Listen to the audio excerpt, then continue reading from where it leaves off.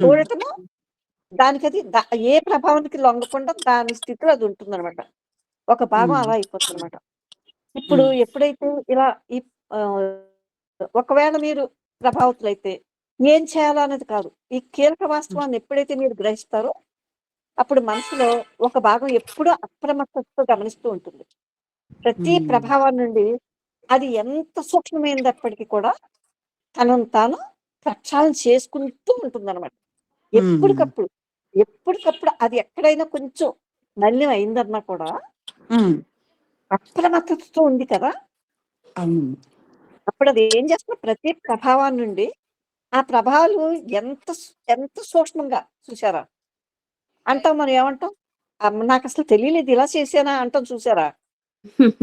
అలాంటి దాన్ని కూడా తెలుసుకుంటుందంటది. మీకు అర్థమైందా? అవును. అది లెగిసి ఆ! లేవటంతోటి దాని ఆ! ఉద్దేశం మొత్తం ఎట్ ఏ టైమ్ మొత్తం గుర్తుపట్టి తెలుసుకుంటుంది. ఆ! ఆ! ఆ! ఆ అదే అమ్మా. ఆ! గుర్తుపట్టటంతోటే ఆ! దానికి అర్థమైపోతుందక్కడ. ఆ! అది ఎంత సూక్ష్మమైనప్పటికీ ఎలా కూడా ఆ! ఎలాంటిది ఆ! ఆ! తనను ఎంత తను ప్రక్షాళన సూక్ష్మమైందైనా చేసుకోవడానికి ఆ!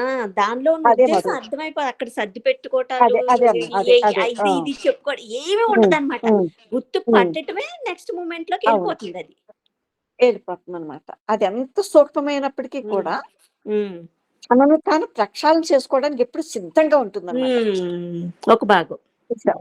హ్మ్. సిద్ధంగా ఉంటుంది ఎప్పుడూ ఒక భాగం. చూసావా? హ్మ్. ఒక హ్మ్. భాగం చేతన భాగం శరీరం ఉంది. నీకు అర్థమైందా? హ్మ్. ఆ! హ్మ్. ఏమన్నా అర్థమైంది. జరిగినా కూడా లోపల దానికి హ్మ్. ఒక హ్మ్. భాగం హ్మ్. పూర్తి అలర్ట్‌గా ఉంది. జాగృతమై హ్మ్. ఉందన్నాడాయన. హ్మ్. చూసావా? హ్మ్. అప్పుడు ఏం చేస్తాందది? ఎప్పటికప్పుడు సిద్ధంగా ఉండటం వల్ల హ్మ్.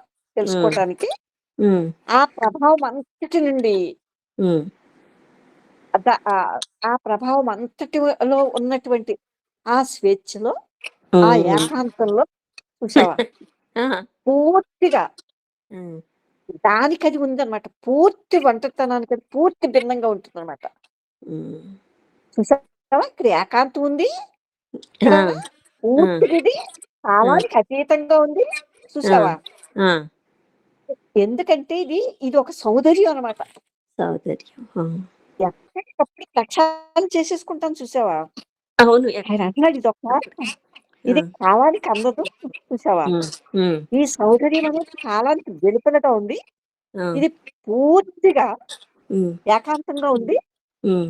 ఇలాంటి మనస్సు మాత్రమే హ్మ్. ఈ సౌందర్యం ఏమిటో అంటే ఆ దైవం ఏమిటో హ్మ్. తెలుసుకోగలదు. ఇప్పుడు అర్థమైందా?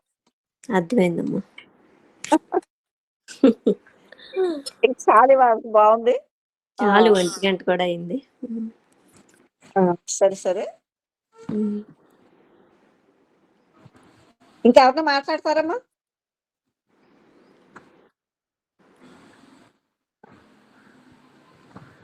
సరే.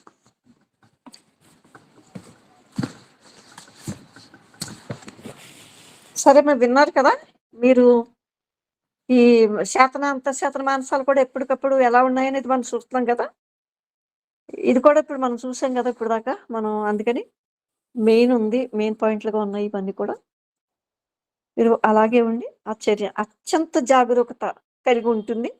ఈ అంతఃశాతం అని చెప్పాడు కదా! దాన్ని కూడా తీసుకోండి. ఈ రోజుకి ఇది సరిపోతుంది. మళ్ళీ రేపు కూర్చుందాం. ఓకేమా? ఓంకారం చేసుకోండి. అమ్మ ఒక చిన్న మాట. మాట్లాడండమ్మా. మాట్లాడండమ్మా.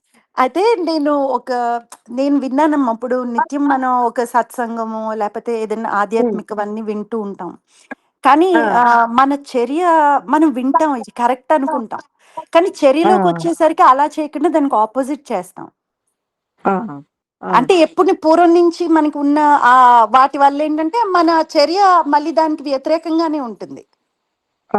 ఆ! అయితే ఆ! ఇదంటమ్మా చాలా ఘర్షణ తీసుకొస్తుందంటమ్మా. మన ఆ! అంటే హ్మ్. ఇది హ్మ్. మరి హ్మ్. ఆ చేతన, అంతశ్చేతన అది కాకుండా మామూలుగా మనం విన్నది, మనం నమ్మింది, మనం అవునన్నది హ్మ్. కానీ మన చర్యలో హ్మ్. లేనిది. ఆ రెండిటికి ఘర్షణ ఉంది హ్మ్. కదంటమ్మా!